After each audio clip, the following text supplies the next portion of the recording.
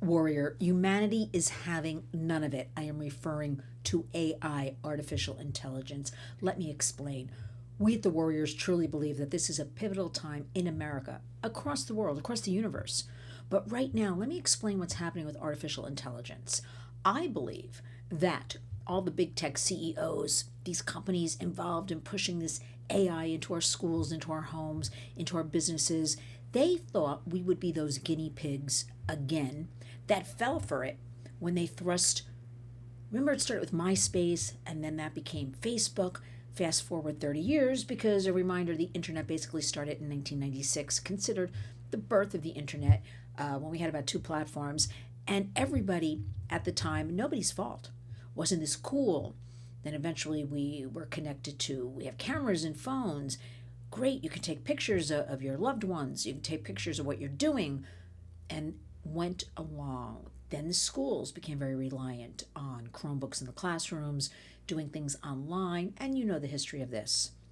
I think now, about 2 years ago, even though it's been in the works for years, AI was thrust upon us with ChatGPT. So if you recall, everybody started using it, everybody thought it was cute, everybody said it saved them time with business.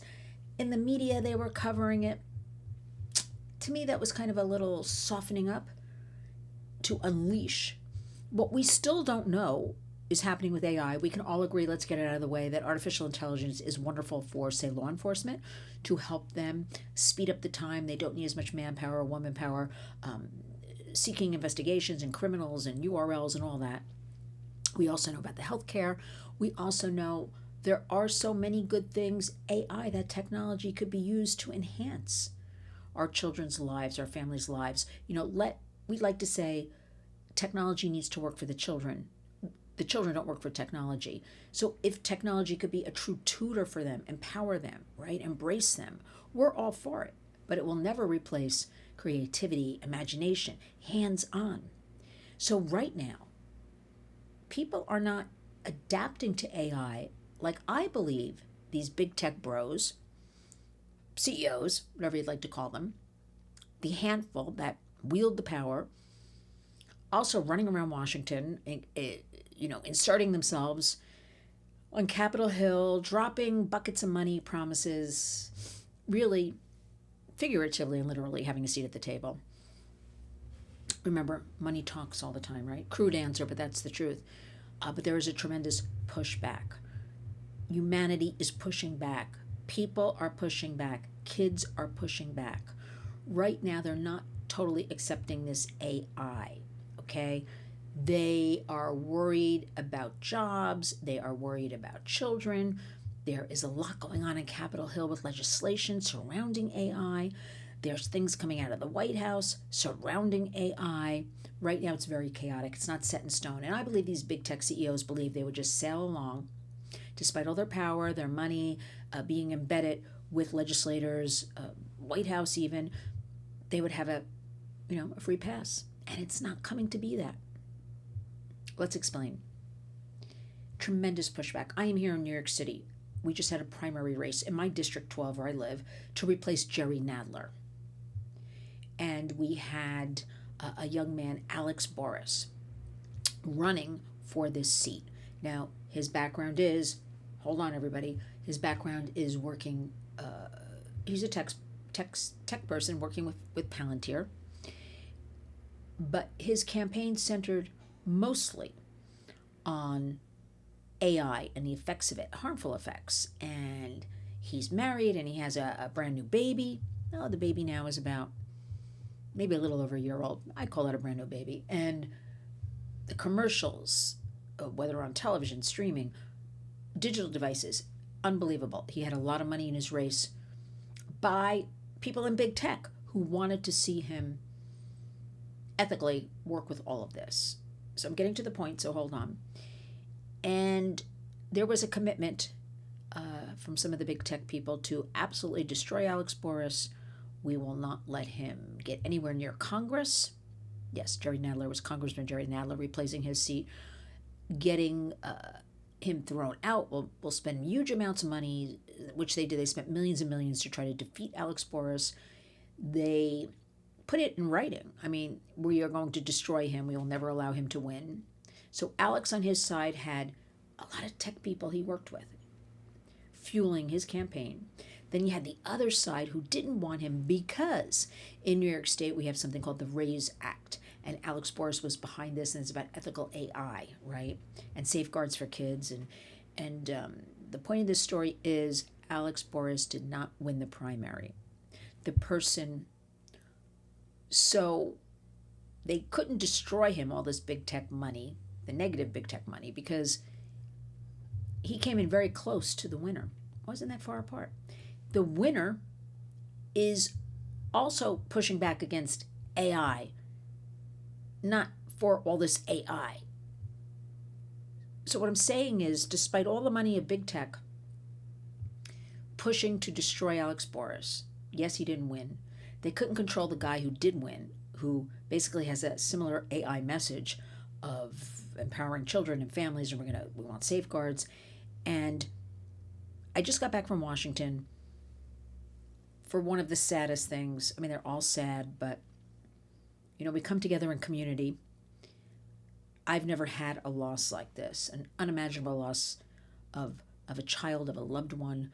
Our families fly in from across the United States to hold a silent memorial in the Upper Senate Park. That was just a couple of days ago. And, started out of grief. The courage of two moms, Amy Neville, Kristen Bride, they found out each of their sons no longer with them. Remember, we have algorithms here. I read between the lines. June 23rd, 2020. So June 23rd has been designated as Social Media Victims Remembrance Day. And all of this safety talk online is filtering into our kids and what is being shown to them. And I'm here to say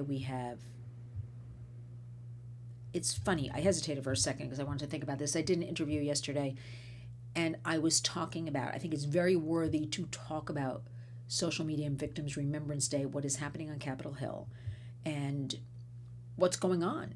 Because remember, they work for us in Washington, right? The White House is the people's house. To give the public, to give our warriors out there a sense, because the media is not really telling you, and you don't have a lot of time probably to delve into these issues, and I work on them day and night, so let me share some information with you. And I'm doing a live interview, and it was 3 men. And I'm reviewing this and the importance and the website for Social Media Victims Remembrance Day. So God forbid you have a child you want to add to the list for next year, because in the Senate Park we have placards in the ground. It was 272, I believe, children. There are thousands more across the United States with their name. Forever 12, Forever 15, Forever 19, miles and miles. You can go on my X or Facebook and look at an image. I posted only one image. I have many images. Warrior humanity, and I don't want to warrior humanity intrude on these parents and their grief, but I want you to see all these placards in the ground, right? And I'm doing this live interview, and one of the men there, really started bullying me. I take it as bullying, because I did drop the line, there's a lot of money in Congress, on Capitol Hill. The tech lobbyists are there, and they have all the money. And I get the question, who takes the money? Who takes the money? And I'm like, the better question is, who doesn't take the money? This guy's like, we want names. I'm like, the better question is, who doesn't take the money? Because we don't have time to go through everybody who's taking the money. Wasn't really accepted my answer. I don't care. That's the truth. The good news is humanity is fighting back. We're not just accepting like we accepted all of these social media platforms. There's controversy. There's concessions. There are parents. There are ethical technologists. There are government, some really good ones. The other day we had Senator Richard Blumenthal, the co-sponsor of the Kids Online Safety Act, along with Senator Amy Klobuchar, instrumental in the Take It Down Act that was put into law just this past May. And Senator Josh Hawley, the GUARD Act, pushing back. My list is short for those that are working ethically, I believe, And there are more. But I want you to know that this is good news. Right now, Washington is in flux. There's nothing set in stone with any of this AI child safety legislation. We have lawyers looking at everything, reading between the lines, will report back to us what things mean. But the most important thing for the warriors are not the politicians, the warriors are not the big tech people, the warriors are not the media people, the warriors are American citizens, the parents and the children who courageously come forward, share their stories, teach other parents. The movement is growing. Nobody is blindly accepting AI, artificial intelligence. Nobody I know as I travel the United States. I mean, I'm here in New York City. Even here, across the United States, they do not like the idea of all this AI. Schools are beginning to push back. There's a lawsuit right now because something called iReady, again, this is tech. It all kind of intertwines into, the AI and where we're going, pushes back against. There's a lawsuit going on right now, getting this iReady program out of the classrooms because it's basically tracking everything your child's doing in the classroom. We've got, for instance, another example would be Governor Josh Shapiro in Pennsylvania, who announced, I want kids learning cursive writing again. I want textbooks. I don't want government issue Chromebooks in the classrooms. Kids have to get back to learning, critical thinking, analysis, how to hold a pen and pencil, how to write. Okay? Just this morning, the LA Unified School District, the second largest in the country, announced all kinds, and I posted it. You can see it on my X account, Lynn's Warriors. There will be no screens, kindergarten, I think it's pre-K, kindergarten through second grade. Then like third, fourth grade, it's something like 20 minutes. Don't hold me to it. I have the whole thing there. Please go look at it. Pulling back, okay? Other school districts are announcing, we're not going to have Chromebooks in the classrooms. The parents themselves across the country, I want you to know this because these are important things. We are not accepting AI and all this tech. Humanity is speaking. Humanity is pushing back. Humanity is reclaiming humanity. It's called pencil to paper. There's one pencil up. There's different groups where you can ask for that textbook. You don't have to be on a device. If they tell you in the school, well, we only do it on devices, you don't have to accept that. And even if you're odd man out, you have the right to ask for a textbook. You have the right to ask for a package of papers. That's where the whole pencil to paper comes in. With the assignments, it's being reported now that kids are doing this. Other kids are looking at it and saying, oh, that's kind of cool. I want to do it too.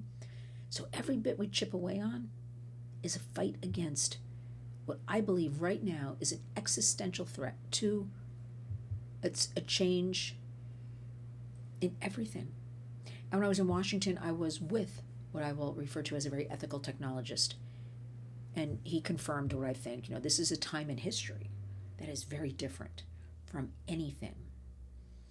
And it can really go off the rails and be quite harmful. But as long as we do not blindly accept, we push back, and we maintain protection for our children, we will continue to be a strong America, a great America. And simply, we will be warriors. Please share this video.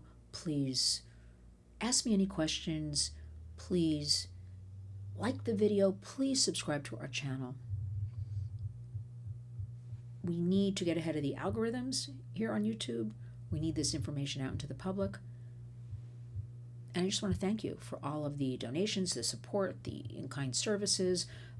We've had STEM scholarships offered for kids we work with. We've had lots of goods offered, certainly donations, very humbled from the bottom of my heart. And just remember, when you wake up each and every day, go out and be a warrior.